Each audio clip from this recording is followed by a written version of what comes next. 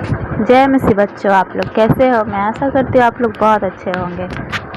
तो आज मैं आप लोग को एक बहुत ही अच्छी कहानी सुनाने जा रही हूँ। यह स्टोरी जो है बाइबल से रिलेटेड है। अगर इसे आप बाइबल में खोजते हो तो ये डैनियल चैप्टर 3 वर्स 1 से आप पढ़ोगे तो ये मिल जाएगा।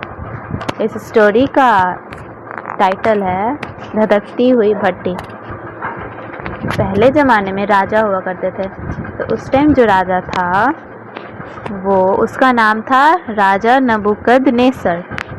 तो राजा नबूकदनेस्सर सोने की एक बहुत बड़ी मूर्ति बनवाई थी और उस बहुत बड़ा था। तो उसने यह आज्ञा दिया था कि जो इस मूर्ति को दंडवत नहीं करेगा उसे आग में डाल दिया जाएगा, धधकती हुई भट्टी में डाल दी जाएगी। तो सारे उसकी आज्ञा को मानने लगे, मतलब एक एक करके सभी कोई उस मूर्ति को दंडवत करते थे और उस मूर्ति की आराधना करते थे, प्रशंसा करते थे। उसके सारे अधिकारी, उच्च अधिकारी, राजकुमार और उनकी प्रजा जितनी थी वो उस मूर्ति को दंडवत करती थी। लेकिन उसी शहर में 3 व्यक्ति ऐसे थे जो उस मूर्ति को दंडवत नहीं किए। उन तीनों का नाम था शद्रक, मेशक और अबेदनगो। वो तीनों जो थे यहूदी अधिकारी थे। उसने राजा का आज्ञा का पालन नहीं किया। उसने उस देवता की मूर्ति की उपासना नहीं की।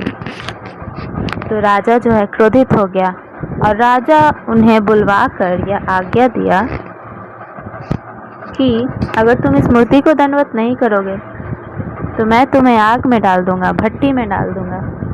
उन्होंने इनकार कर दिया। मैं अपने परमेश्वर की सेवा करता हूँ, मैं आपकी ये मूर्ति बनाई हुई को मैं दंडवत नहीं करूँगा।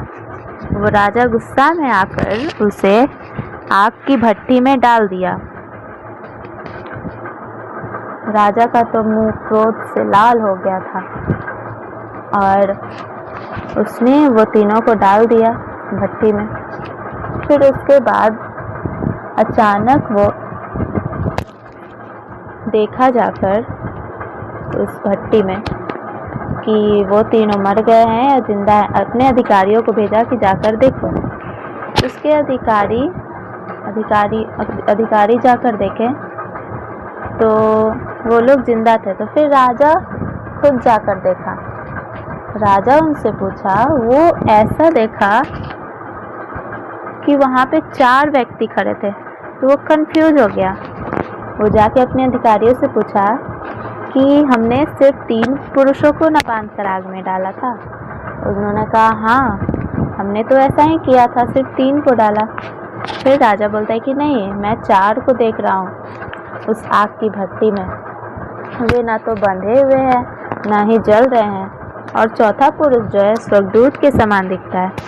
तब नबूकदनेस्सर राजा जो था उस आग की भट्टी के दरवाजे पर गया और उसने पुकार कर कहा, हे सर्वशक्तिमान परमेश्वर के सेवकों शद्रक, मेशक और अबेदनगो, बाहर आ जाओ। और वे उसी समय बाहर निकल आए।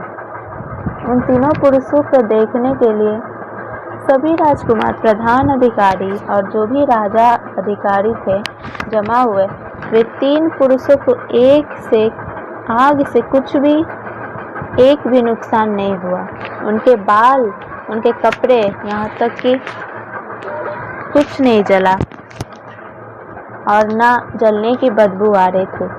तब राजा ने कहा, शद्रक, मेशक और अबेदनगो का परमेश्वर धन्य है। उसने अपने स्वर्गदूत को भेजकर अपने इन सेवकों को बचा लिया जो उसकी सेवा करते हैं, उस पर विश्वास करते हैं। उन्होंने मेरी आज्ञा नहीं माना वरन अपने जीवन को संकट में डाल दिया, परंतु उन्हें अपने परमेश्वर को छोड़कर दूसरे किसी ईश्वर को दंडवत करना मंजूर नहीं था। उन्होंने जो किया वो सही था क्योंकि उनका परमेश्वर जीवित है, इसीलिए उसने इनको आग में से भी बचा लिया। और वो राजा कहता है, यदि मेरे राज्य में कोई भी इनके परमेश्वर के विरुद्ध बोलेगा तो उन्हें चीर डाला जाएगा, उसका घर नष्ट कर दिया जाएगा, क्योंकि कोई भी दूसरा ईश्वर इस प्रकार नहीं बचा सकता। और फिर उसके बाद सभी कोई यहोवा को मानने लगे, उनकी आराधना करने लगे।